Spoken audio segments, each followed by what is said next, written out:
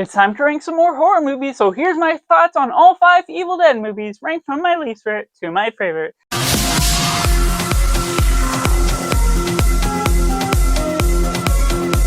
Hi everyone, welcome to Cinema, where we focus on the film. I'm Josh, this is Simply Cinema. Let me know down in the comments below how you would rank the Evil Dead movies. Do you enjoy this franchise as a whole, or are there complete misfires where this just tonally does not work for you as a franchise? And taking in last place, we have Evil Dead 2. Now I know I may get quite a bit of flack for this one, just for its popularity alone, but while there is a great direction, I love what we get from Sam Raimi, and Bruce Campbell certainly delivers on iconic lines, iconic imagery to what we're getting out of the practical effects that are fantastic, especially for its time. What we're pulling off certainly owes favors to the blood and gore that we're going even more insane this time, that ultimately those are most of the positives that I can gain from it, but ultimately the overall narrative has a touch to it that is not personally my style of film. From all the corny dialogue, from all the screams that are excessive and unwarranted with the way that it all plays out, with all these annoying lines that sometimes come out itself to become cringy at some times. It's just something that's stuffed with so many good components mixed with all the wrong components that work in the worst way for me, that ultimately makes all of what the enjoyable things for you become something that is hardly watchable for me. Now, I still will try and give it a rewatch at a certain point when it is warranted, when another Sam Raimi film comes out for Sam Raimi ranking, but ultimately this is one that upon the time that I first watched it, it just does not owe favor to my taste. Despite all the good qualities, there's certain things that just build upon itself in all the wrong directions. The just scares and all the frightening things. Certain things feel a bit too excessive, and there's so many film cheats within this one where this person may be trying to reach for a weapon that is out of reach, and then suddenly they are able to gain access at their last second. So it just feels like you suspend your disbelief. Obviously, you go for the kills, but with all of these wrong components compiled upon it, that just does not fit my style of liking. It just does not land very well at the end of the day. But taking in next place, we got the Evil Dead 3 Army of Darkness. Falling about with this one, it builds upon some of those own components, but with a fresh new direction as we go to new areas, new grounds. Moving outside of the cabin, there's an excessive exploitation of adventure within fighting all these skeletons, all of the Evil Dead, and it gets interesting just with the way it builds upon the world and everything falling along the lines of that. It's excessive to a degree that it almost works, but not fully, because there still is that craziness, the things we're dealing about with Bruce Campbell as Ash just going wild and being mentally insane, which I kind of get that character arc you ultimately get from the trauma he has faced thus far. And we're going into some new world directions that I do appreciate for its stylistic choices, but there's still a thing that takes it back, the humor, what we're pulling about with some of the excessiveness that's a little bit too crazy at times for what I'm falling about. It's trying to find a own ground that certainly can work for some people, but for me personally,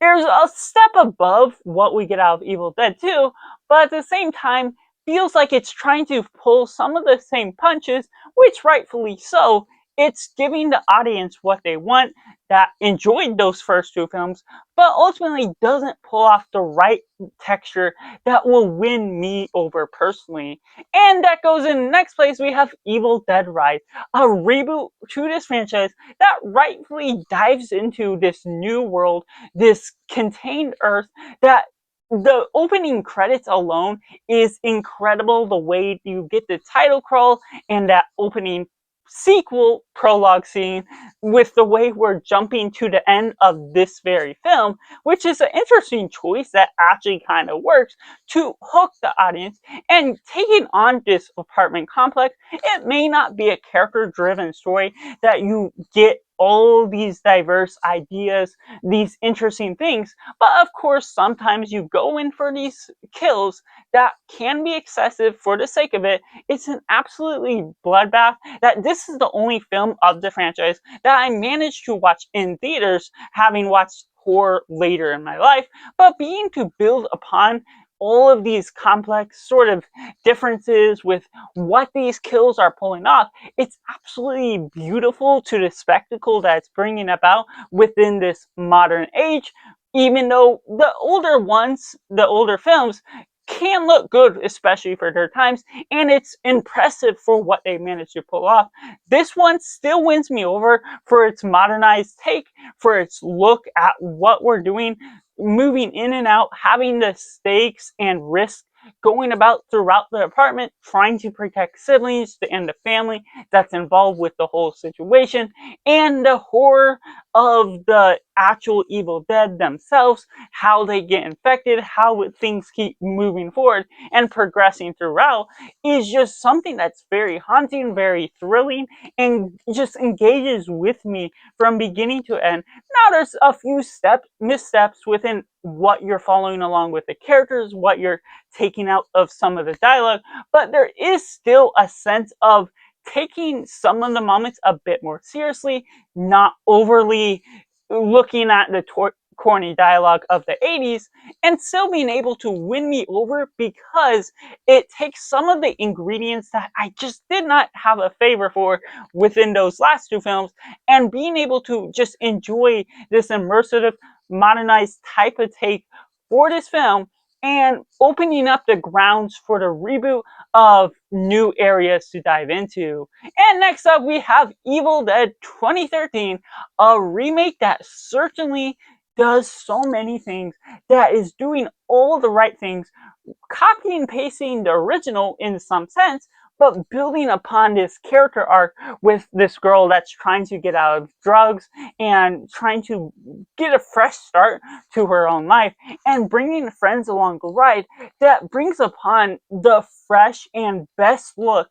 that I could have expected for this, with everything that's, yes, you're locking yourself in a cabin. Yes, there's doing some of the same similar steps that you expected to get out of it, but it still builds upon the grounds of being something that's immersive, being something that's explosive with its bloodiness, and some of it is just extreme in the ways that you don't expect to get out of it. But even when I parallel it to the original